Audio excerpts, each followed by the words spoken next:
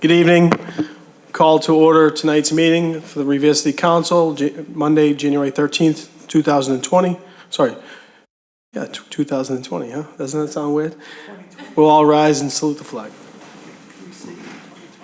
I pledge allegiance to the flag of the United States of America and to the republic for which it stands, one nation, under God, indivisible, with liberty and justice for all. Madam Clerk, call a roll. Roll call of the members. Councilor Janino. Here. Here. Councilor Guanasso. Here. Here. Councilor McKenna. Here. Here. Councilor Morabito. Here. Here. Councilor Novoselsky. Here. Here. Councilor Powers. Here. Here. Councilor Rotundo. Present. Here. Councilor Sereno. Here. Here. Councilor Visconti. Here. Councilor Zambudo. Here. Here. And Council President Keefe. Here. Here. Quorum is present. Thank you, Madam Clerk. Before we get this meeting started tonight, I wanted to offer, the Revere City Council would like to offer the condolences to the Caffarelli family.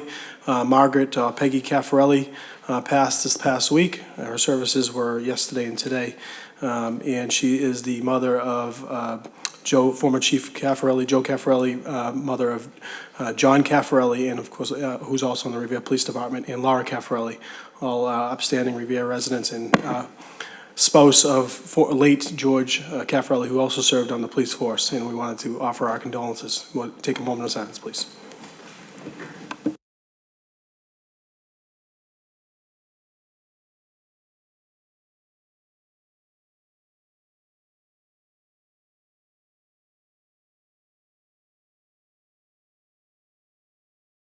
Thank you.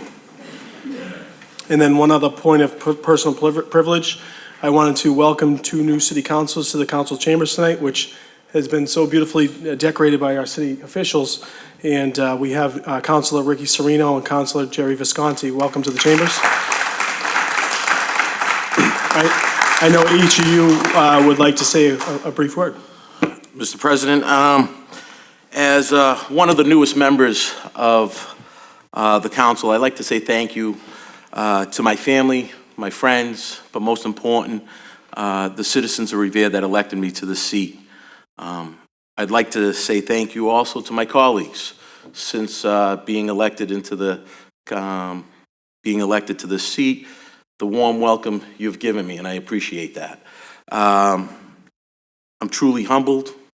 I'm truly honored and excited for being here, and look forward to working with all of you to move this city forward. So, thank you. Thank you, Councilor. Councilor Sereno. Mr. President, through you to the members of the council and to the residents of Ward 6. The first time I walked into this chamber, I was 9 years old. I never imagined on that day nearly 20 years ago that I would be in one of these seats as a member. It's the greatest honor of my life up to this point to be sitting here. I want to express my profound gratitude to the people of West Revere and North Revere for the confidence that they have placed in me, and I want them to know that when I speak on an issue or take a vote in this chamber, the best interest for all of us in Ward 6 will be at the forefront of my mind. I also want to express my appreciation and thanks to the important people in my life who have supported me over the years. From my parents, Gina and Rick, to my grandparents and my entire family who made me the man I am today. To my mentors, Representative Rosalie Vincent, former Representative Kathy Ann Ryanstein, and Speaker Bob DeLeo, who have shaped me into the elected official I hope to be, and to my supporters who have believed in me from day one of my candidacy, especially the late Bobby Picardi. Finally, fellow members of the council, I want to express how excited I am to work with all of you, Mayor Arrigo, and the employees of the various departments in the city on issues like solving flooding problems in Ward 6, addressing traffic concerns, and bringing responsible economic development that strengthens our commercial tax base in our community. I'm eager to get started, and I look forward to a productive 2 years making Revere the best city it can possibly be. Thank you. Thank you, Councilor Sereno. Madam Clerk. Calendar item number 2, approval of the journal of the regular meeting of January 6, 2020. So move. Order accepted. Calendar item number 3, 2020 City Council Subcommittee assignments. All in favor? Order received. Place on file. Calendar item number 4 is unfinished business. This is the introduction of the City Council Rules of Order. Motion to approve?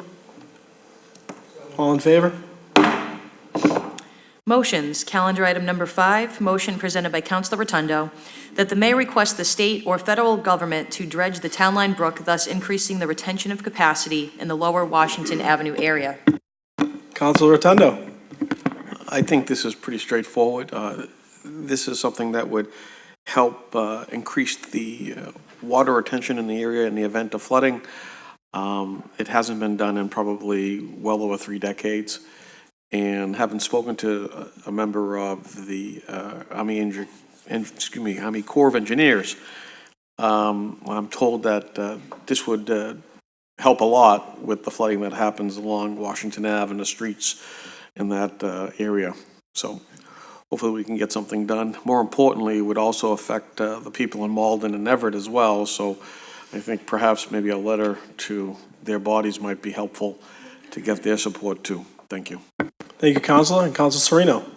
I echo and I thank Councilor Rotundo for filing this motion, and I look forward to working with him on it. As he said, this is a kind of needs a coordinated approach because it does straddle Malden and Everett. To that end, I've spoken with Mayor Arrigo, and this is something that I've been talking about for a while, and I feel that needs to be done. And we are actually in the process of setting up a meeting with officials from Malden. And Councilor Rotundo, I do invite you and hope that you'll participate in that. We'd love to have your input. Thank you. Thank you, Councilor. Any other councilors? Great. Motion to approve. Approved. Calendar item number 6, motion presented by Councilor Rotundo, that the mayor request the state to look into the feasibility of hydroelectric water turbines at the Town Line Brook. Councilor Rotundo. So in that same area where you traverse the Washington Ave into basically the area of critical concern that goes into the marshland, there's always a tow and there's always a current. I was watching a program where they were doing it up in Canada and they were able to drive a lot of energy. So if they're going to clean it, at least think about that too. Any councilors? All in favor? Thank you. Calendar item number 7, motion presented by Councilor Rotundo, that the mayor request the head of preparedness in the city to look into the feasibility of an antenna mesh system or similar system in the event of hurricane or other natural or other event which could disable communications. Councilor Rotundo. What this system does is allow officials, in the event that even if a satellite went down, where they cannot use their satellite phones, they would be able to communicate with each other using this system. Thank you. Thank you, Councilor Rotundo. I agree, especially we're seeing some drastic weather that's been hitting the area and obviously the entire world over the last few years. We're seeing so many extremes. This could be something that's beneficial. Motion to approve. All in favor? Calendar item number 8, motion presented by Councilor McKenna, that the mayor request the police department to install a solar-powered speed reader between 651 and 951 Winthrop Avenue. Cars race up the street after the stop sign, making it dangerous for pedestrians and children. Councilor McKenna. Thank you, Mr. President, and congratulations on your new position. We have a problem because we have Winthrop residents cutting through Winthrop Ave and Crescent Ave, and cars are speeding up the street. I'm asking the mayor if he would put a solar-powered speed reader from 651 to 951 on Winthrop Ave to slow the traffic down. Thank you. It's only one direction. Winthrop Ave's a one-way, so it'd be going from the corner to almost near the beach. Thank you. I believe that's eastbound, correct? It's eastbound. Councilor Powers? Thank you, Mr. President. I certainly will support this motion, seeing it's so much into public safety. But I'd also like to bring up at this point, I had put in a similar motion probably 6 months ago for 1A North Shore Road. I don't think there's any more highway in this city that's any more dangerous than one. We've had cars go in the water down there due to speeding. We've had at least in the past several years 3 fatalities down there. We had one on John Avenue, we had one on Oak Island, we had another one. The intersection Revere Street and North Shore Road. Car went into a young boy's bedroom there. I mean, I don't think there's any more important place in the city to address. They're all important, don't get me wrong, but I think this here needs to be done ASAP. We need traffic signalization down there, and Ballard Street in Saugus is nowhere as near as impacted as 1A and North Shore Road. They have 2 over there, one coming in and one going out. And I think the other thing we need down there is more enforcement. We just can't leave these places go unchecked until the next fatality happens down there. Thank you, Mr. President. Thank you, Councilor Powers. Motion to approve. All in favor? Calendar item number 9, motion presented by Councilor McKenna that the mayor request DCR to replace the faded no parking signage on Winthrop Parkway. There is no parking on both sides, and due to the faded signs, vehicles park on both sides of the street, which is not allowed. Councilor McKenna. Thank you, Mr. President. There's starting to be a big problem on Winthrop Parkway because we have signs, and I have no jurisdiction. It's DCR run. So the no parking signs are faded, and people are starting to park on the streets, and there's a lot of traffic going in and out of Beachmont from Winthrop, from Revere to Winthrop. So I'm just asking if the signs will be replaced and there will be no parking. Thank you. Thank you, Councilor McKenna. Any other councilors? Councilor, I would agree as well. Is there's a number of signs obviously throughout the city. I think that we're going to be doing a pretty big overhaul on the signage with the eventual new parking program. But we have to uphold. We have to have the state uphold their signage as well. So I appreciate that, and we look forward to this motion being approved. All in favor? Thank you. Calendar item number 10, motion presented by Councilor McKenna that the City Council request a Verizon representative to appear before the City Council to explain why old telephone wires are still hanging and wrapped around utility poles throughout the city. This has been an ongoing issue since July, and Verizon has not been responsive. Councilor McKenna. Thank you, Mr. President. So nothing has been fixed since the last time I put in this motion. I did talk to Infinity, Comcast, and they fixed what they had with their wires, but he told me that most of the wires are Verizon. And every time we try to get a representative up here to speak about this, they never show up. They have a snowstorm, or they have an emergency or a windstorm. So I would like to have a representative come up, and I'd like this to be fixed because it's all over the city, but in Beachmont, it's the worst. So, thank you. Thank you, Councilor. Councilor Powers. Thank you, Mr. President. I'd like to request that the city clerk send a directive to the person over at Verizon that's responsible for coming before this city council and explaining why some of these problems have not been addressed. Thank you. Thank you, Councilor Powers. We also have a man in the audience. Eric Name and Lampedecchio. address for the record. Eric Lampedecchio, 43 Tapley Avenue. I would just ask that the city take a look at the 311 tickets that have been submitted related to this issue. I think that'll give you some firepower when they come to the meeting. I know that personally I've submitted several tickets, and the wires are still wrapped around like a candy cane, so hopefully we can get this resolved. Thank you.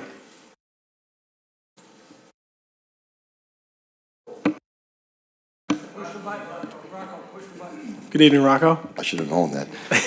Rocco Falzoni, 55 Toscano Ave, Revere, Massachusetts. I can elaborate one thing with Council McKenna, what you just said. For a year and a half, 2 years, I've been coming up here. National Grid, Verizon always pops up. Being a spectator, listening to the stories, what's going on. Going on 5 years, 6 years, same story after all these years. So I think if I can give my voice of opinion would be, you get the wrong people coming up here, the wrong representative. Instead of going with the people out in the street or all the other characters that come up here, you have to go right for the gusto. Get the main men up here, and I'm sure that something might happen if you get the right people up here. So for the 5 years it's been going on, you got the wrong people coming up. That's just my opinion. I could be wrong. One more thing. I want to congratulate you and everybody up here. Thank you for being you guys, and congratulate all of you. But there's one more thing I want to say. after 2 years, finally, Asti, Toscano, the flooding has been recognized by Councilor Rotundo. Thank you, sir. Councilor Rotundo, Ricky Sorino, I'm sure that there will be something being done now for that area. So I want to congratulate everybody. Happy New Year. Thank you very much. Thank you, Mr. Falzone. You're Those welcome. kind words. And, yes, Councilor Zambudo. Thank you, Mr. President. That sounds good, doesn't it, Mr. President?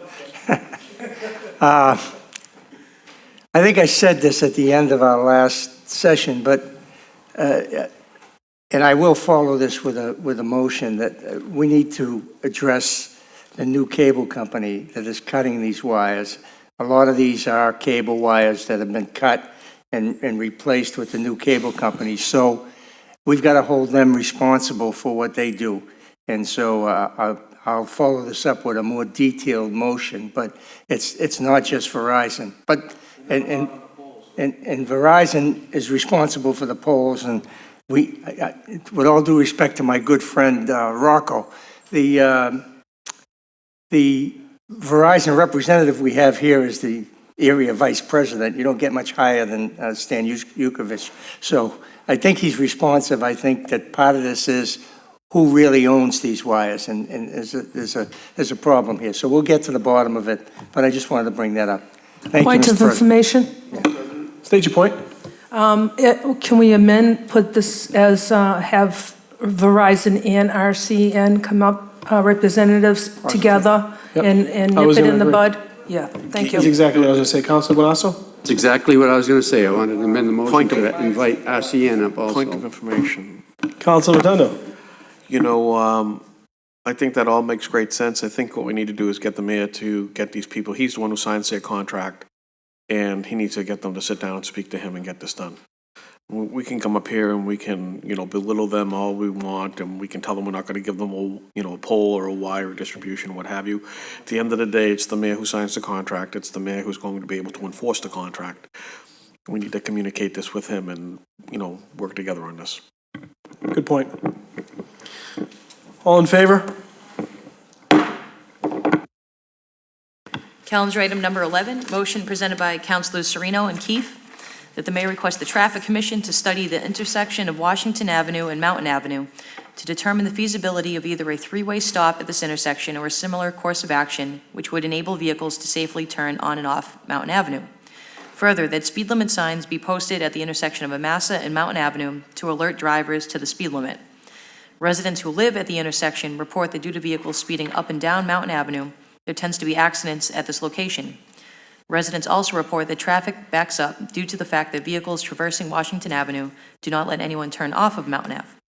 Additionally, that the Traffic Commission look at the feasibility of installing a crosswalk at this intersection for people to safely cross Washington Ave. Thank you, Councilor Sereno. I think it pretty much speaks for itself. I'll save my comments for the Traffic Commission meeting, but I do think this intersection really does need to be looked at. Councilor Rotundo. On that same vein, perhaps down on Amasa Ave, where they do a lot of dumping, we can probably put a remote camera down there if that's possible. I mean, I know they do it up at McLeavy Way and so forth, but Amasa gets hit all the time, so just something to think about.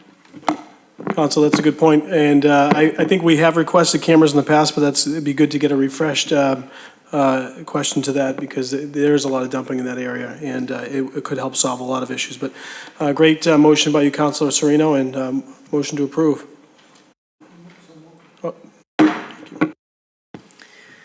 Calendar item number 12, motion presented by Councilor Sereno, that the mayor request the Traffic Commission to study the intersection of Linehurst Road and Agatha Street to determine the feasibility of replacing the do not enter sign that previously faced easterly towards the North Revere neighborhood. In recent years, heavy vehicles making deliveries to the plaza on Bennett Highway exit through the North Revere neighborhood instead of via Route 1, causing dangerous conditions for those who live in the neighborhood. Councilor Sereno. So again, I think it pretty much speaks for itself, but I will say, I'll save my comments for the Traffic Commission meeting. But a woman who lives up there, she was coming out of her driveway one morning and she nearly got hit, T-boned, because a heavy vehicle and on a otherwise quiet street was coming down. So again, I think the Traffic Commission should look at this. Apparently, the sign used to be there years ago.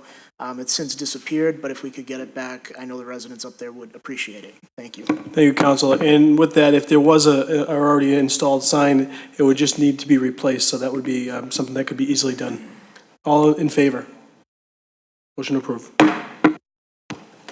Calendar item number 13, motion presented by Councilor McKenna, that the mayor request the fire department and DPW to conduct a public safety test on Bellingham Ave for the purpose of checking safe passage of fire apparatus and snowplows due to the enforcement of ADA regulations, preventing the parking of vehicles on sidewalks.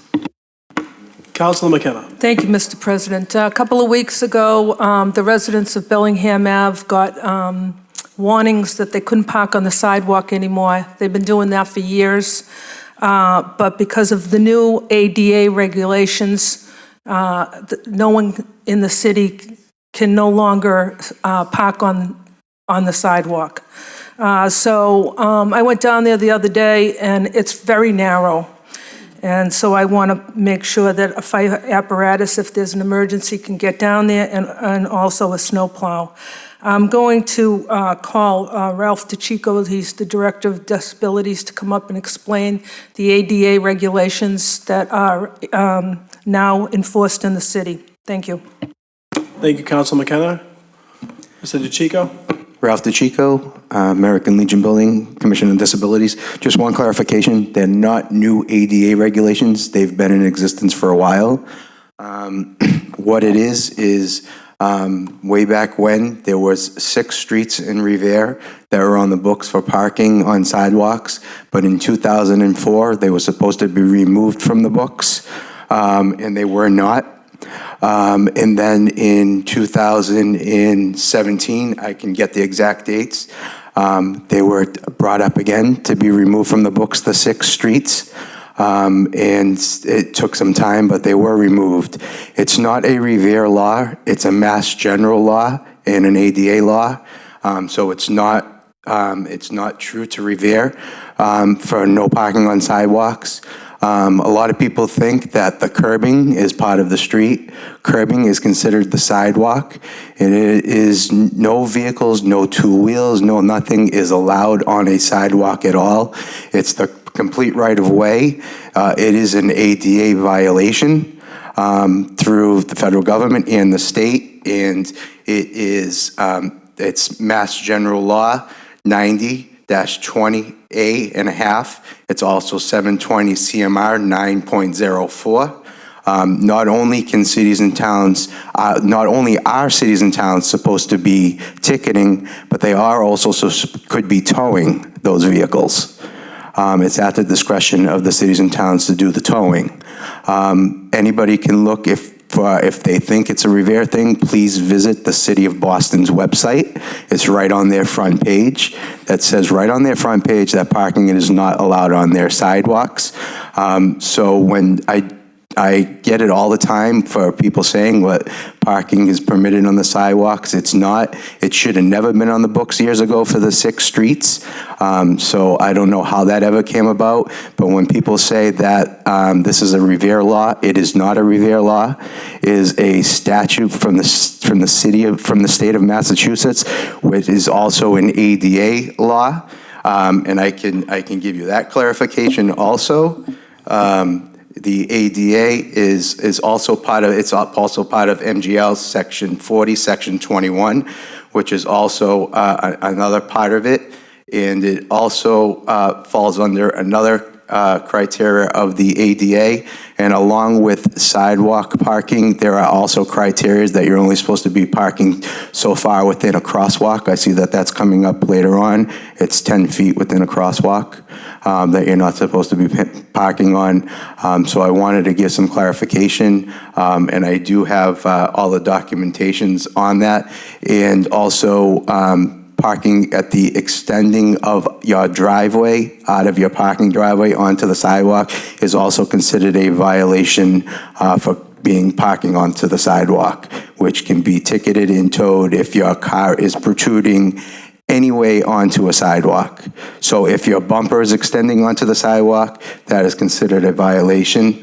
And luckily, we haven't gotten any people from the ADA coming down on Revere yet, but we do need to do our due diligence, because if somebody does file anything, it's going to fall back on the city of Revere for not doing their due diligence to following the state mass laws along with the ADA laws. So I don't know if anybody has any questions or concerns. That's why I Ralph, came up. excuse me.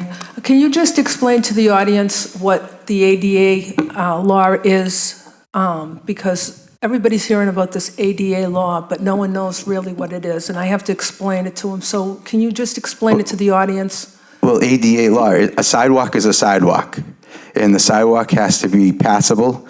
The sidewalk is supposed to be 42 inches, 36 inches of it has to be passable from the curb to the end of it, if there's a sidewalk there. And if there is not, some of the streets don't have a true sidewalk, but there is still a sidewalk, even though it's hot top. So I know a lot of cities and towns are trying to come up with a resolution to that fact, as Revere does have a lot of the streets that don't have a true sidewalk. A couple of the committees that I'm involved with other cities and towns, we're trying to get a determination on what can be done because of the ADA violations, so that cities and towns don't get any fines for that, and what we can do for clarification.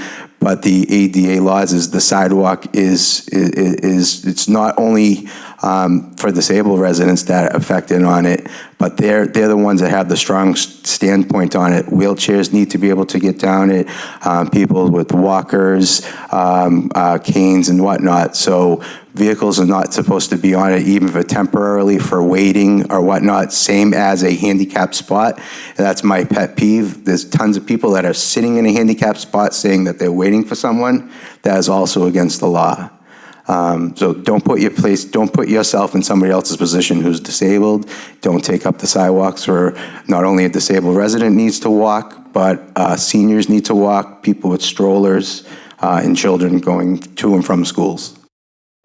Thank you, Mr. DeChico. And, there's a lot to be said about following the ADA compliance. And it's very black and white, but for some residents, obviously, it's not black and white, because there's been ways that have been done for many, many years. So it's going to take a lot of time to get adjusted to. And us as city councils, we take a lot of that grief, because people have parked in their sidewalks for so long, or they stick out of their driveway, and we understand. But so it'll be a little bit of give and take, but at the end of the day, it's very black and white. So appreciate your clarification on these matters, Mr. DeChico. Thank you.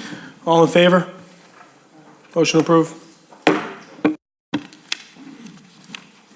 Calendar item number 14, motion presented by Councilor Novoselsky, that the mayor request the superintendent of public works and the director of parking to appear before the public works subcommittee to discuss the new resident parking regulations. Councilor Novoselsky. Thank you, Mr. President. Mr. President, we've been talking about this for over a year now, and I guess the Traffic Commission is ready to implement in the next several months. So I think it's a good time to bring the Superintendent of Public Works up, who was also the chairman of the Traffic Commission, and explain to us the timing, what's going to happen, the signage that's going to be put up, and what's going to happen with it in the future. I know it's been a big issue to everybody, and I would hope that everybody would get a good understanding of what's happening. So I do have a Public Works scheduled meeting for the first Monday in February, that'll come up, along with one other item, which I didn't tell the clerk yet, but we'll talk about that as we move along. Thank you. Thank you, Councilor. Any other councilors wishing to speak? And if not, this will be sent to Public Works Subcommittee on the 10th? 10th at 5 p.m. It's approved. Calendar item number 15, motion presented by Councilor Novoselsky, that the mayor request the superintendent of public works to appear before the Public Works Subcommittee to discuss the status of the new DPW facility. Councilor Novoselsky. Thank you again, Mr. President. Mr. President, as you can see, I'm allowing my subcommittee to do the work and let the folks at home find out what's going on, and whatever councilors want to come to the subcommittee other than the subcommittee members. But again, this is a major, major issue in the city, and we're going to be spending $20 million on a new facility that, our employees need to work out of. You know, their quality of work life has not been the greatest over the years, and we've made that possibility so far. So I figured my March meeting would be that particular item to come up for Public Works. Thank you. Thank you, Counselor. And this will also be referred to the February 10th subcommittee. March, the first meeting of March. Okay. This one? Okay. And we all are very excited to discuss that topic. All in favor? Approved. Calendar item number 16, motion presented by Councilor Novoselsky, that the mayor request the Traffic Commission to establish a new regulation prohibiting the parking of motor vehicles within 10 feet of a crosswalk. Councilor Novoselsky. Thank you, Mr. President. Mr. President, I happened to be on North Shore Road the other day, and I noticed there's a crosswalk near Wonderland Marketplace on North Shore Road, and the vehicles were parked right up to the lines of a crosswalk. And there's no way that somebody could poke their head out of that if somebody was coming and not get hit. So I checked with Sergeant Janino, and he tells me there is no limit. It's line to line on the crosswalk on parking. So it did say that the cities can make their own rules. So I'm asking that the Traffic Commission include in the Revere ordinances that there be no parking of a motor vehicle on either side of a crosswalk. Now, within 10 feet. Now, I did realize today that some crosswalks are at intersections. So there is a 20-foot rule, state rule, whether the signs or not, of parking. So that would kind of be voided. You know, that wouldn't be part of the issue. It would only be in areas between intersections. So I figured that, and a lot of these people that are parked at this location that I saw, people are commuters coming from out of town and taking advantage of every inch they can on our streets. So we will have the, hopefully they'll pass the Traffic Commission, and we'll be able to have our parking regulators tag as necessary. Thank you. Thank you, Councilor. Councilor Rotundo. I would just warn that once you do that, and I was just speaking to Councilor Powers, you're probably going to lose hundreds of parking spaces throughout the city. Because, and Joanne's, nodding her head, but you're going to lose hundreds of parking spaces. And I live down in that area. Half of them are actually residents that live in the area that don't have parking on Kimball or don't have parking down on North Shore Road, because you've got people that have handicap spaces on North Shore Road, but also have parking driveways. So, I mean, unless right on the corner of Kimball Road and North Shore Road, there's a person who has a driveway that also has a handicap parking. So you can't have it both ways. The issue is that when you take up spaces that you would normally have for the people that live in the area, and you put in a handicap parking space when the person has a driveway, that's a problem. You've got that in 3 or 4 areas in the city where that it's a redundancy. Thank you, Councilor. Councilor Janino. Thank you, Mr. President. I would just like to see some more information in subcommittee about what other surrounding cities and towns are doing. So I'd be interested to see if it's up to the city. Is Boston doing it? Is, Saugus, Chelsea, Winthrop, all of our abutting communities? 10 feet to me sounds a little aggressive. I understand, intersections are already covered, but that's on a small side street, that's a big piece of the street. So I would just be interested to see what other people are doing. Thanks. Thank you. Councilor Gonasso. Thank you, Mr. President. This is obviously going to Traffic Commission. And when it goes to Traffic Commission, we pretty much are at their request. And so whatever they deem necessary, they do. I think that we should put this into a subcommittee that Councilor Novoselsky chairs and review how many spaces, and in fact, this would be removed from our community, because we are in a traffic crunch right now. I do think that in March, when finally, Mr. President, that resident parking throughout the entire city takes place, quite a bit of our concerns are going to be addressed.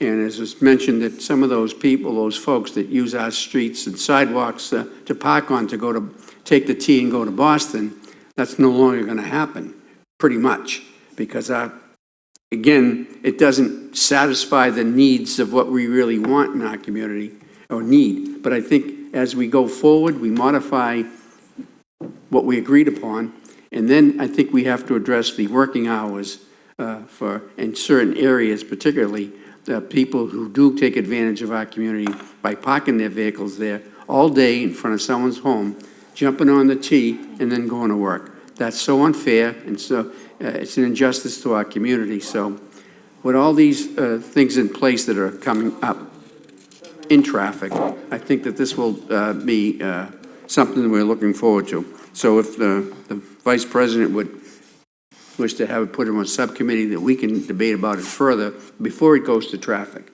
Because once it goes to traffic, they make a determination, yes, no, and goodbye, and it's over. So I would like the further review of this. Thank you, Mr. President. Ralph DeChico, Revere Commission on Disabilities. To your point, Councilor Rotundo, since I've been in charge of the Commission on Disabilities, I can assure you, I'm the Gestapo. Anybody that has driveways no longer, that's handicap accessible, no longer gets a handicap sign, and I've been asking anybody who knows to send me information, and you have that addresses, please check Title 10 of the city ordinances and see if they're on there, because what was done in the past is somebody would put up a handicap sign for somebody who knew somebody, and that's why a lot of them are up there, and I've been trying to clean up, and as soon as the weather breaks, me and Sergeant Janino are gonna be going and doing a clean sweep of the city to get a lot of the handicap signs that are not supposed to be up there removed. So part of what I wanted to iterate was that Through the chair. within this guideline that was proposed, the handicap parking will actually be removed as well. Yeah. Because of the crosswalk in which it sits on. Yeah, because the handicap spot is 18 feet, and it starts from the sign. Right, so at For the corner front of the at sign corner to of the Kimball- back. At the corner of Kimball and North Shore Road, there is a handicap parking space there. If we implement this, you will have to put that person back 10 feet. They will go into the other person's, driveway per se. You'd knock them out. Yeah. I don't know how they do it. Yeah, And but I just wanted to clarify though, if any signs have been put up that if they have a driveway that it's handicap accessible, there's criteria. Yeah. So they're not, but if it's, like, keep telling everybody, if they know of them, they have to let me know, because we're doing a clean sweep on that. I know this is off the base, but I've been wanting to come to the council for another motion, because this has to do with parking in the city, and there are cities and towns, especially near the train stations, where we do have some handicap signs, such as off of Shirley Ave.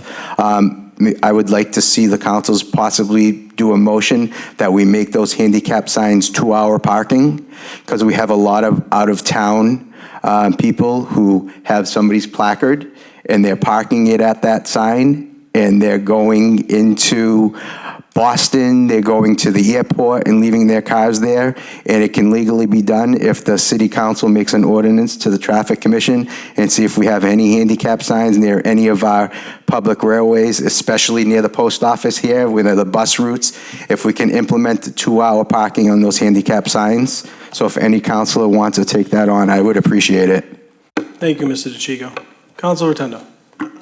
Again, this goes back to the issue of why don't we have citywide, parking? I mean, we need to have residential parking. And we can do it. But anybody with handicap parking, resident parking does not count. They can park, yeah. Through the chair, please. Councilor Rotundo, Mr. DeChico. That's I'm unfortunate. talking about two different things. So, Yeah. I'm just saying a lot of these issues should be solved with resident parking, period. Correct. And just to clean this all up, the bids are out, and this is supposed to be implemented sometime in March or April 1st. I know it's been taking some time, but the residential parking, separate issue. This issue that Councilor Novoselsky has brought up, it looks like we reached a nice compromise via Councilor Ganasso that we would bring this to the February Public Works Subcommittee on the February 10th and discuss it further so that we can debate it a little bit more and then put it in front of the Traffic Commission. And as far as your motion, or your wishful motion, that'll be something that one of the councils would be happy to probably take up for the next. Thank you. And just also that anybody who comes out of city, we have to add something to it, because if they have a handicap sign and they're not a resident, they can park at a handicap sign. So that's something that I've been trying to get across, but something that we should do. Thank you, Mr. Chico. Mr. President. So on your motion, Council Novoselsky? If I may. You may. Thank you. I've never seen anything get blown out of proportion all my life. Well, actually, I have, but, this does not include, deal with people parked near the corners or crosswalks at the corners, because there's a 20-foot rule anyway. And if someone would think that someone's safety is more important than a parking space, I have a problem. When someone's going to get hit by a car because they can't see them, I have a problem. And, I know handicap parking is, out of control sometimes. And Ralph is doing a great job at the disabilities with that and trying to make sure everything's done right. But I'm just talking about crosswalks away from intersections. That's the main thing, and, when it's in the middle of a roadway, and like I said, when you go down on North Shore Road at this particular location, there isn't an intersection within a half a mile of this particular crosswalk. And, if someone wants to do a survey, see how many are in like this situation, not counting corners, that's not what we're talking about.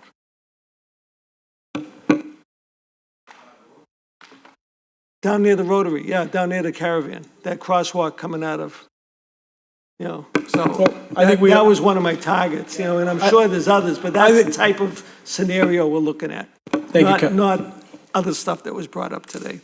And Thank you. yes, we're going to have it in the February meeting. Thank you, Councilor. So I would like to refer this to February 10th Subcommittee. Thank you. No further business, Council. With that being said, motion to adjourn. Have a great night. Thank you.